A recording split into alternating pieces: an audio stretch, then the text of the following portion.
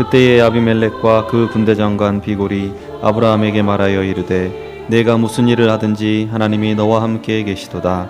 그런즉 너는 나와 내 아들과 내 손자에게 거짓되이 행하지 아니하기를 이제 여기서 하나님을 가리켜 내게 맹세하라. 내가 내게 후대한 대로 너도 나와 내가 머무는 이 땅에 행할 것이니라. 아브라함이 이르되 내가 맹세하리라 하고 아비멜렉의 종들이 아브라함의 우물을 빼앗은 일에 관하여 아브라함이 아비멜렉을 책망하매 아비멜렉이 이르되 누가 그리하였는지 내가 알지 못하노라.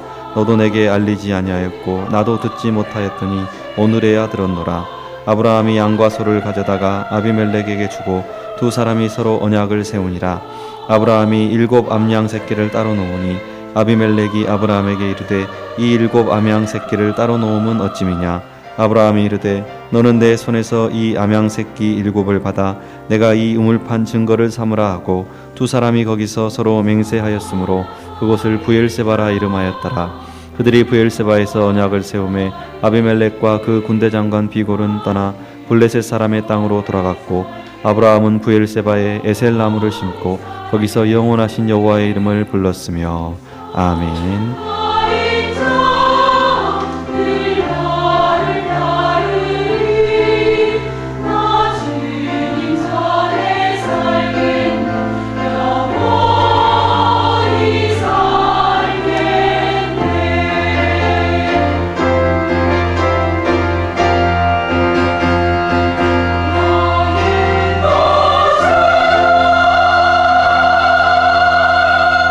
세기의 가장 중요한 자원이 무엇인가? 미래학자들은 너도 나도 물이라고 말을 합니다.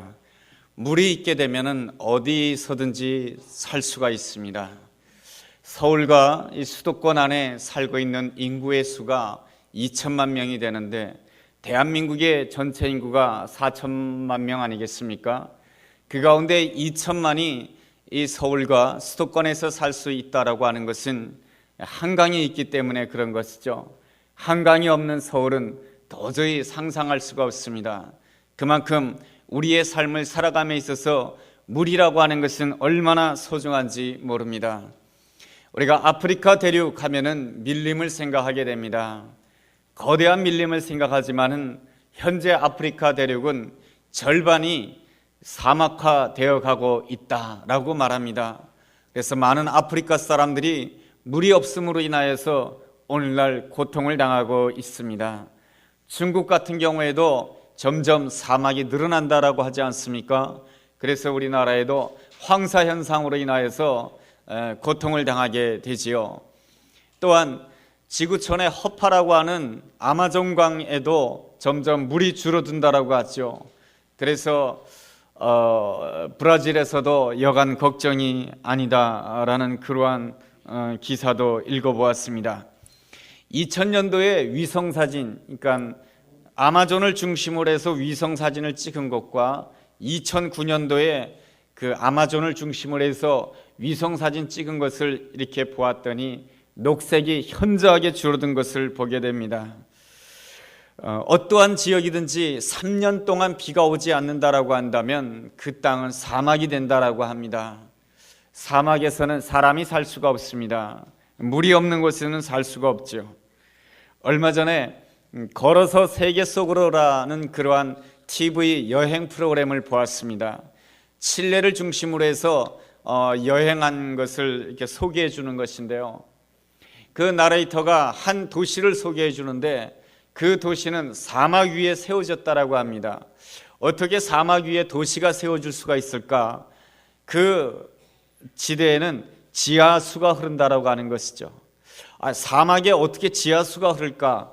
그런데 그 안데스 산에는 눈이 있는데 그 눈이 녹게 되면서부터 눈 녹은 물이 이렇게 땅 속에 스며들어서 그 지하수가 형성이 되었다라고 하는 것입니다. 이러한 자연을 보면서 우리는 영적인 면에 있어서도 생각할 수가 있습니다. 우리의 삶이 아무리 사막과 같다 할지라도, 우리의 삶이 아무리 광야와 같다 할지라도 하나님의 은혜의 강물이 흐른다라고 한다면은 우리는 얼마든지 우리의 삶 가운데서는 생명의 역사가 있고 성장의 역사가 있고 결실의 역사가 주어지게 될 줄로 믿습니다. 물은 너무나도 소중합니다. 우리 육체에 있어서 물은 꼭 필요한 것입니다. 그렇죠? 물이 없으면 살 수가 없는 것이죠. 마찬가지로 우리의 영혼에도 물이 있어야 되는 것입니다. 이 사실을 우리 예수님께서는 너무나도 잘 알고 계시고 요한복음 7장에서 이렇게 말씀하십니다. 누구든지 목마르거든 내게로 와서 마시라. 나를 믿는 자는 성경에 이른 바와 같이 그 배에서 생수의 강이 흘러나리라라고 말씀해주고 있습니다. 바로 주님을 믿는 자, 주님을 사모하는 자에게는 바로 그 배에서 생수의 강이 흘러 넘친다라고 이렇게 말씀해주고 있습니다. 우리는 영혼의 자리를 생각한다라고 한다면 가슴을 생각하지만은 유대인들은 영혼의 자리 하면은 인간의 가장 깊숙한 것을 배라고 생각하고 있습니다. 그래서 이 배가 바로 영혼의 자리라고 하는 것이죠. 예수님을 영접하게 되면 누구에게든지 그 영혼 깊숙한 곳에 성령님이 임하시는 줄로 믿습니다. 그 성령님이 임하시게 되면은 그 성령님을 날마다 인정해야 되는 것입니다. 성령님은 내 안에 이미 계십니다. 성령님 환영합니다. 성령님 내 삶 가운데 역사에 주시옵소서. 그렇게 기도하게 될 때에 성경은 우리에게 약속해 주고 있습니다. 바로 배에서 생수의 강이 흘러 넘치리라 라고 말씀하고 주고 있습니다. 그 생수라고 하는 것은 성령을 뜻하는 것입니다. 내 안에 오신 그 성령님을 날마다 인정하게 되면 내 삶 가운데 성령의 생수의 강이 흐르게 될 줄로 믿습니다. 그 생수의 강이 처음에는 발목에 차다가 내가 더 부르짖으면 무릎에 차고 더 하나님께 가까이 나가면 내 가슴에 차오르고 더 하나님께 가까이 나가게 되면은 그 생수의 강이 나를 완전히 뒤덮고 나를 인도해 주시고 이끌어 주신 줄로 믿습니다. 그러므로 우리는 날마다 하나님의 은혜를 사모해야 되는 것이며 또한 그 하나님의 그 성령의 생수를 사모해야 될 줄로 믿습니다. 우리의 형편이 아무리 사막과 같다 할지라도 우리의 형편이 아무리 광야와 같다 할지라도 하나님의 은혜의 생명의 강이 흐른다라고 한다면 우리의 삶은 언제든지 복된 삶을 살 수 있는 줄로 믿습니다. 하나님의 사람들은 다 그렇게 산 사람들입니다. 아브라함은 나그네로 산 인생입니다. 야곱 역시 나그네로 산 인생인 것입니다. 모세 역시 광야에서 40년 동안 산 인생인 것입니다. 그들의 살았던 형편이라고 하는 것은 다 광야였고 사막이었습니다. 그럼에도 불구하고 그들의 인생에 대해서 성경은 형통했다라고 말씀해 주시며 그들의 인생은 복되었다라고 말씀해 주고 있습니다. 왜 그랬던 것입니까? 그들의 영혼에 생수의 강이 흘렀기 때문에 그런 것입니다. 너의 형편이 사막과 같다 할지라도 생수의 강이 흐르게 되면 강물이 흐르는 곳에는 꽃이 필 것이며 강물이 흐르는 곳에는 성장의 기쁨이 있고 강물이 흐르는 곳에는 놀라운 결실의 축복이 주어진 줄로 믿습니다. 우리의 영혼에 생명의 생수가 흘러야 될 줄로 믿습니다. 이 생명의 생수가 흐르기 위해서는 어떻게 해야 되는 것입니까? 첫째로 주님을 온전히 사모해야 되는 것입니다. 사모하는 마음은 언제 생깁니까? 내가 연약할 때 생깁니다. 내가 넉넉하다고 생각하고 내가 편안하다고 생각하면은 하나님이 허락해 주시는 성령의 생수를 사모하지 않습니다. 그러나 연약한 자는 사모하게 되어 있습니다. 마가복음 10장 말씀에 보면 바디메오의 이야기가 나옵니다. 바디메오는 어떠한 사람이었습니까? 앞을 보지 못하는 사람이었습니다. 거지였습니다. 미래가 보이지 않는 사람이었습니다. 앞을 보지 못한다라고 하는 것은 내일이 없다라고 하는 그러한 뜻을 의미하고 있는 것이죠. 전쟁터의 한 기자가 병사에게 물어보았습니다. 지금 당신에게 가장 필요한 것이 무엇입니까? 라고 물어보자 그 병사는 전쟁터에 있는 병사는 이렇게 말합니다. 저에게는 내일이 없습니다. 내일을 주십시오.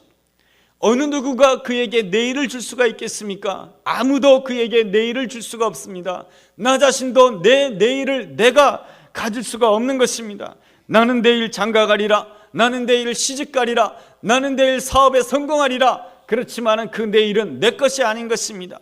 그 내일은 내 옆에 있는 사람이 줄 수 있는 것이 아닙니다. 내일의 주인공은 오직 나의 주님 예수님밖에 없는 줄로 믿습니다.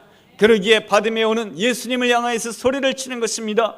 나사렛 예수여, 나를 불쌍히 여겨 주옵소서. 주님 앞에 부르짖게 되었을 때 이 바디메오는 눈을 뜨게 되고 앞으로 가야 할 길이 보이지게 되고 내일이 주어지는 놀라운 은혜가 주어진 줄로 믿습니다.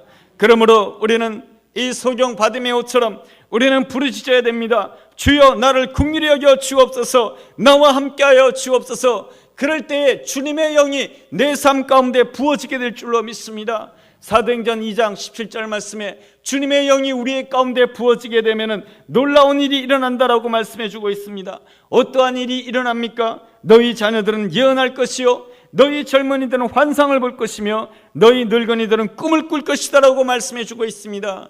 여러분, 성령 충만하게 된다라고 한다면 나도 모르게 좋은 생각을 하게 됩니다. 성령 충만하게 된다라고 한다면 나도 좋은 말을 하게 됩니다. 나 자신도 모르게 격려의 말을 하게 되고, 나 자신도 모르게 칭찬하는 말을 하게 되고, 좋은 말을 하게 되고, 말과 생각이 바뀌어지는 것이며 자화상이 바뀌어지게 되는 것입니다. 나의 생각이 바뀌어지고 말이 바뀌어지고 자화상이 바뀌어진다라고 한다면 나의 내일도 바뀌어지는 놀라운 역사가 일어나게 될 줄로 믿습니다. 모세는 광야에 있었지만은 성령님이 임하셨습니다. 성령님이 임하셨을 때 하나님께서 그에게 묻습니다. 내 손에 있는 것이 무엇이냐라고 물어보았습니다. 네, 저의 손에 있는 것은 지팡이입니다. 지팡이는 연약한 지팡이인 것입니다. 사실 지팡이입니다라고 대답했을 때 모세의 마음이 그렇게 좋지 않았을 것입니다. 본래 모세는 애굽의 왕자로 성장했던 사람입니다. 그의 손에는 쥐휘봉이 들려져 있었을 것입니다. 그의 손에는 장군의 칼이 들려져 있었을 것입니다. 그러나 광야에서 오랜 세월을 보냈던 그 모세의 손에는 보잘것없는 지팡이가 들려져 있었습니다. 그렇지만 성령이 그에게 임하게 되었을 때 이 지팡이는 바다를 가르는 지팡이가 되었고, 그 지팡이는 200만이나 되는 이스라엘 백성들을 인도하는 지팡이가 되었고, 그 지팡이는 기적의 지팡이가 되었고, 그 지팡이는 놀라운 하나님께서 사용하는 아름다운 축복의 지팡이가 된 줄로 믿습니다. 우리는 사모해야 되는 것입니다. 성령님을 사모해야 되는 것입니다. 이미 여러분의 마음 가운데는 성령님이 와 계신 줄로 믿습니다. 누가 성령 충만할 수가 있는가? 목사만이 성령 충만할 수 있는가? 그렇지 않습니다. 사모하는 모든 자에게 성령이 임하실 것이며 성령님께서 생명의 강물처럼, 은혜의 강물처럼 여러분의 삶 가운데 임하게 될 줄로 믿습니다. 오늘 본문 창세기 21장 말씀 보면 하갈과 이스마엘의 이야기가 나옵니다. 이 이스마엘은 아브라함의 적자가 아닙니다. 서자인 것이죠. 그 아브라함의 가정에 이삭이 태어날 때까지는 이스마엘이 행복하게 살았습니다. 그런데 이 아브라함 나이 100세가 되던 때에 이삭이 태어나게 됩니다. 그 다음부터 이스마엘의 삶은 쉽지가 않게 되었습니다. 이스마엘이 13살이 되었을 때 아브라함의 아내 사라가 아브라함에게 요구하게 됩니다. 저 하갈과 이스마엘을 쫓아내십시오. 그래서 아브라함은 그 하갈과 이스마엘을 쫓아내게 됩니다. 정말로 힘든 세월을 보내게 되는 것이죠. 광야로 쫓겨난 하갈과 이스마엘, 너무나도 힘든 입장이었습니다. 너무나도 억울하였습니다. 하루아침에 집을 잃어버리게 되고, 하루아침에 남편을 잃어버리게 되고, 하루아침에 또한 자녀였던 그 이스마엘이 죽어가게 됩니다. 16절 말씀에 그러한 말씀이 있죠. 창세기 21장 16절 말씀 보면 이르되 아이가 죽는 것을 참아보지 못하겠다 하고 화살 한바탕을 거리 떨어져 마주 앉아 바라보며 소리내어 우니, 소리내어 울었습니다. 울면서 하나님 나를 불쌍히 여겨 주옵소서. 우리가 어떠한 형편 가운데 있다 할지라도 우리가 기억해야 될 분은 나의 하나님이신 것입니다. 하나님은 자비의 하나님이시며 긍휼이 풍성하신 하나님이시며 나를 축복하시는 하나님이신 줄로 믿습니다. 하나님께서는 축복하실 때 차별하지 않습니다. 유대인에게도 축복해 주시고, 이방인에게도 축복해 주시고, 이삭에게도 축복해 주시고, 이스마엘에게도 축복해 주시길 원하신 분이 나의 하나님이신 줄로 믿습니다. 하나님께서는 이 이스마엘을 위해서 놀라운 축복을 준비해 놓으셨습니다. 18절 말씀에 내가 너를 큰 민족을 이루게 해주겠다 라고 하는 놀라운 축복을 이미 준비해 놓았습니다. 그런데 하갈과 이스마엘은 이 놀라운 축복을 발견하지 못하였습니다. 왜 그렇습니까? 하갈과 이스마엘이 자기가 받은 상처 때문에 그렇습니다. 사라 당신이 나를 버렸지, 아브라함 당신이 나를 버렸지, 그 버림받음에 대한 배신, 그 버림받음에 대한 상처, 버림받음에 대한 분노, 용서하지 못하는 마음, 그러한 마음 때문에 하갈과 이스마엘의 눈이 어두워진 것입니다. 하나님의 축복은 하갈로부터 멀리 떨어져 있는 곳에 있는 것이 아닙니다. 하나님의 축복은 땅끝에 있는 것이 아닌 것입니다. 우리가 예수 그리스도를 영접하는 그 순간부터 이미 하나님의 축복은 내 옆에 있는 줄로 믿습니다. 하갈과 이스마엘의 문제점은 무엇이냐면은 눈이 어두워졌다라고 하는 것입니다. 내가 받은 상처 때문에 하나님께서 이미 나를 위해서 준비해 놓으신 그 은혜의 샘물을 발견하지 못했다라고 하는 것입니다. 우리 하나님께서는 이 하갈과 이스마엘을 긍휼히 여겨주셨습니다. 그래서 19절 말씀에 이러한 말씀이 있습니다. 하나님이 하갈의 눈을 밝히셨으므로 샘물을 보고 가서 가죽 부대에 물을 채워다가 그 아이에게 마시게 하셨더라. 하나님께서 하갈의 눈을 밝히시자 옆에 있는 샘물을 발견하게 되고 그 샘물을 통해서 하갈도 살고 이스마엘도 살고 이스마엘은 큰 민족을 이루게 되는 놀라운 은혜와 축복을 받았습니다. 중요한 것은 무엇입니까? 주님을 보고자 하는 것입니다. 내 상처, 내 아픔, 내 버림받음, 내 용서하지 못하는 마음, 내 분노하는 마음을 내려놓고 주님을 사모해야 될 줄로 믿습니다. 우리 주님은 내가 받은 상처보다 더 크신 하나님인 줄로 믿습니다. 내가 경험하는 문제보다 나의 하나님은 더 크신 하나님인 줄로 믿습니다. 우리 하나님께서 우리에게 허락하시는 놀라운 축복이라고 하는 것은 내 상처를 넉넉하게 싸매고도 남는 그러한 축복인 줄로 믿습니다. 우리 주님께서 준비해 놓으신 부활의 영광이라고 하는 것은 바로 내가 오늘 경험하고 있는 그 십자가의 고난까지도 완전히 아름답게 하기에 충분하신 부활의 영광이 하나님이신 줄로 믿습니다. 그러므로 우리는 더욱더 주님을 사모해야 될 줄로 믿습니다. 과거에 코미디언으로 활동했던 구봉서 장로님 이야기입니다. 그 구봉서 장로님이 하루는 목사님과 함께 자리를 했는데 목사님이 피곤했던지 의자에 앉아서 꾸벅꾸벅 주무시는 것이었습니다. 구장로님이 안 되겠다 싶어서 재미있는 질문을 해야 되겠다 해서 그 목사님에게 이러한 질문을 하였습니다. 목사님, 예수님이 부활하신 다음에 제일 먼저 하신 말씀이 무엇일까요? 라고 물어보았습니다. 그러자 목사님은 성경에 있는 답 그대로 정답대로 이렇게 대답했습니다. 제자들에게 무엇을 말씀하셨냐고요? 평강이 있을지어다, 이렇게 말씀하셨습니다. 그렇지 않습니다. 주님은 다른 말씀하셨어요. 아니, 다른 말씀하시다니요, 성경에 그렇게 기록되어 있지 않습니까? 라고 묻자 구장로님은 이렇게 대답하시는 것입니다. 부활하신 예수님께서 제자들에게 나타나시면서 제일 먼저 하신 말씀은 이것입니다. 너 지금 나 보이냐? 이거 물어봤다는 것입니다. 부활하신 예수님께서 제일 먼저 그거 물어보시지 않았겠습니까? 물론 성경에는 그러한 내용이 없습니다. 그렇지만은 우스갯소리기도 하고 그러기도 하지만은 참으로 일리 있는 말이며 그 속에 참으로 귀중한 진리가 있는 것이죠. 부활하신 예수님께서 그 제자들에게 말씀하신 건 그런 것이죠. 너 지금 나를 보고 있느냐? 제자들은 그동안 무엇을 보았습니까? 십자가에 처참하게 못 박히신 예수님을 보았습니다. 무덤에 갇히신 연약한 예수님을 보았습니다. 죽으신 예수님을 보았습니다. 사망의 예수님을 보았습니다. 부활하신 예수님께서 이제 제자들에게 나타나셔서 무엇을 말씀하고 계시는 것입니까? 너 지금 나 보이느냐? 부활한 내가 보이느냐? 살아있는 내가 보이느냐? 라고 주님께서 묻고 계시는 것입니다. 오늘 우리는 내 옆에 살아계셔서 역사하시는 부활의 주님, 나의 주님을 보고 있습니까? 내가 주님을 본다라고 한다면 우리는 내 옆에 있는 은혜의 샘물을 반드시 발견하게 될 것이며 우리의 삶 가운데는 풍성한 은혜와 축복을 누리게 될 줄로 믿습니다. 대서양에서 남미로 항해하는 배가 있었습니다. 항해하는 길이 예상보다 길어짐으로 인하여서 물이 다 떨어지게 된 것이죠. 이 배 안에서 물이 떨어졌으니 야단이 났습니다. 모든 선원들이 갈증이 나고 목말라서 힘들어하였습니다. 그런데 다행히도 다른 배가 옆으로 지나가고 있는 것이었습니다. 빨리 구조 요청을 하였습니다. 여보시오, 우리를 도와주시오. 그래서 다른 배가 접근하였습니다. 왜 그렇습니까? 우리에게는 지금 물이 없습니다. 우리 모두가 물을 이미 다 써버렸습니다. 물을 좀 도와주지 않겠습니까? 그러자 다른 배에 있는 사람들이 웃으면서 이렇게 말합니다. 당신의 배 밑에 있는 모든 것이 다 마실 수 있는 물입니다. 당신들은 이미 아마존 강에 들어와 있습니다. 이 강물은 당신들이 마실 수 있는 물입니다. 우리는 이미 예수 그리스도를 영접한 하나님의 사람들입니다. 예수 그리스도를 영접하는 그 순간부터 성령님께서 내 안에 계신 줄로 믿습니다. 그러므로 매 순간마다 내 안에 계신 성령님을 인정해야 되는 것입니다. 성령님 환영합니다. 성령님 나와 함께하여 주옵소서. 그렇게 고백하면서 주님을 사모하게 될 때에 우리는 내 옆에 있는 은혜의 샘물을 발견하게 될 것이며 축복의 샘물을 발견하게 될 줄로 믿습니다.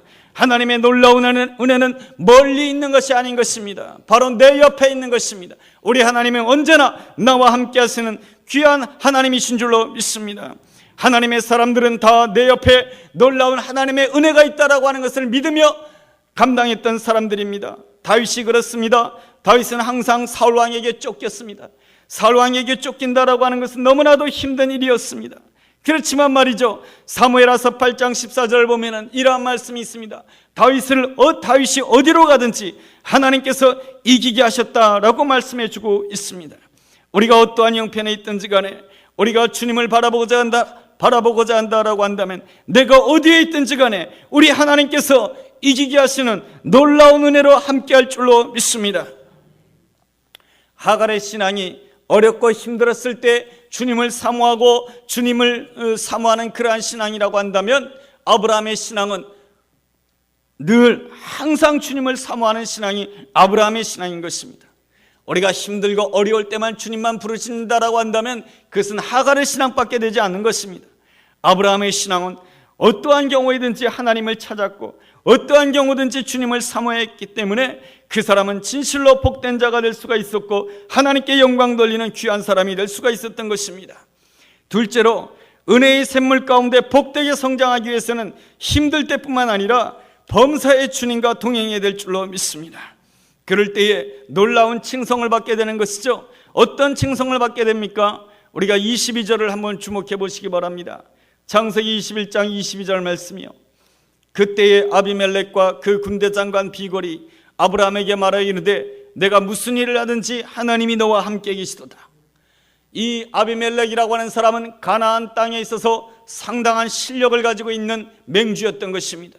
그 아비멜렉 왕이 나그네에 불과했던 이 아브라함에게 찾아와서 이러한 말을 합니다. 내가 당신을 보니까 당신은 무슨 일을 하든지 하나님이 당신과 함께 있는 것 같다 라고 말하면서 내가 당신을 이제부터 후대할 테니까 당신도 나에게 후대할 것을 우리가 맹세하자라고 말을 하게 됩니다.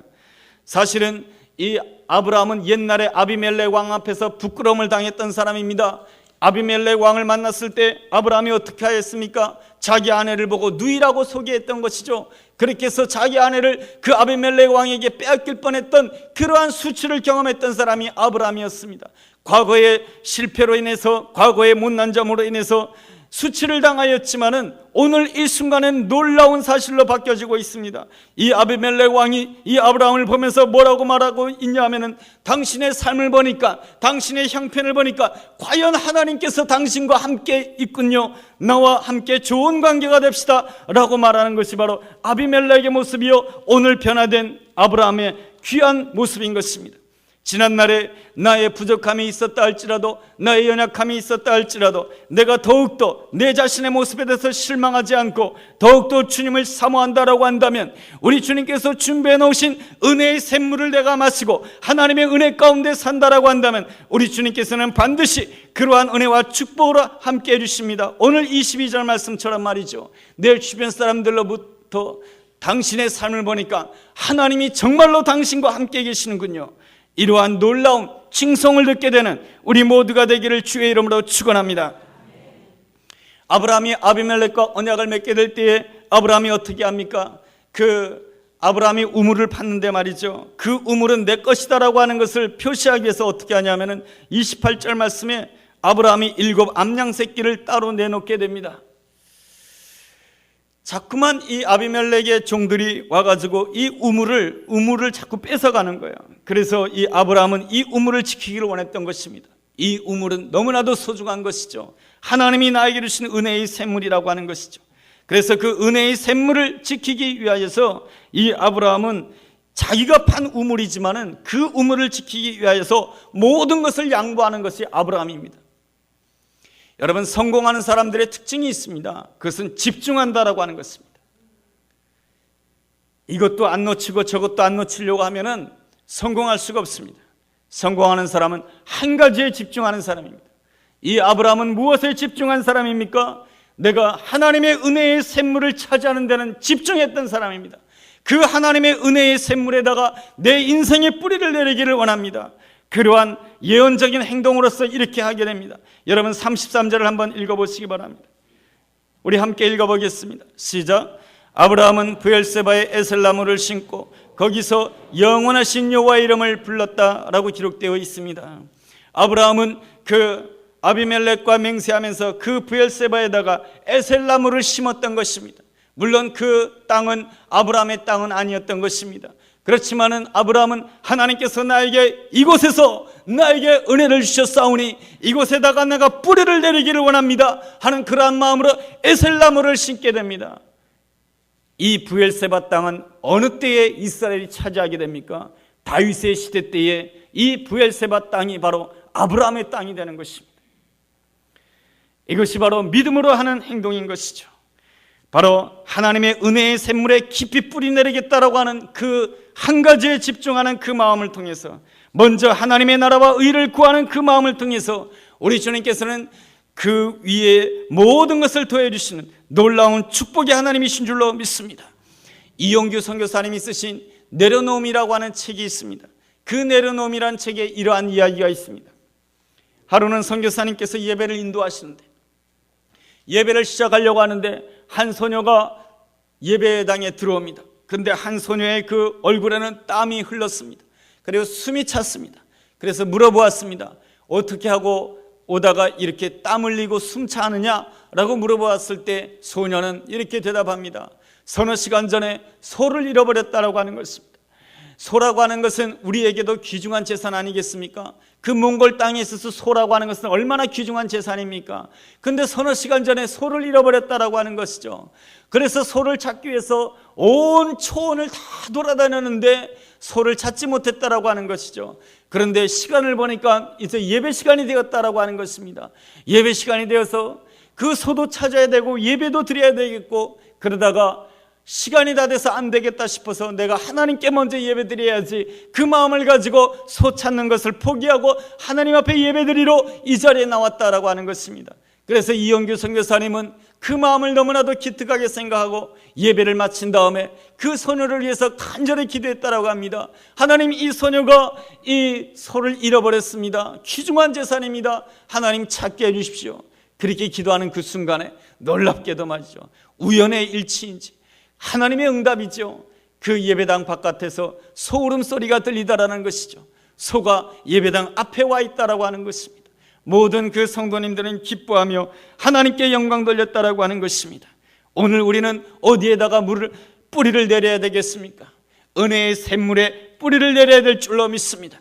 그것은 날마다 주님을 사모하는 것입니다. 날마다 성령님을 인정하는 것입니다. 성령님, 내 마음 가운데 오시옵소서. 오늘도 나에게 역사하여 주옵소서. 나와 함께하여 주옵소서. 성령님께 뿌리를 내리게 될 때 나의 삶은 놀랍게 달라지게 될 줄로 믿습니다. 시냇가에 뿌려진, 시냇가에 심겨진 나무의 변화된 모습은 상상할 수가 없는 것입니다.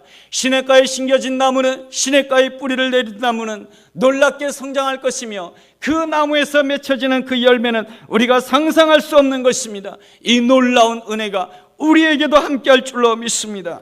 은혜의 샘물에 뿌리를 내리십시오. 그럴 때에 내가 생각지도 못했던 놀라운 은혜와 축복이 사랑하는 우리 모든 성도님들에게 함께하게 되기를 주의 이름으로 축원합니다. 기도하겠습니다. 하나님 아버지, 오늘 나의 형편이 광야와 같다 할지라도 오직 예수님을 사모하기를 원합니다. 주님을 보기를 원합니다. 부활하신 주님을 만나기를 원합니다. 주님이 나와 함께 하신다라고 한다면 내 배에서 생수의 강이 흘러넘치게 될 줄로 믿습니다. 다시는 목마르지 아니할 것이며 주 안에서 기뻐하게 될 것이며 주 안에서 번성하게 될 것이며 승리하게 될 줄로 믿습니다. 이 놀라운 은혜와 축복이 날마다 우리에게 함께하여 주시옵소서. 예수님의 이름으로 기도드렸습니다. 아멘.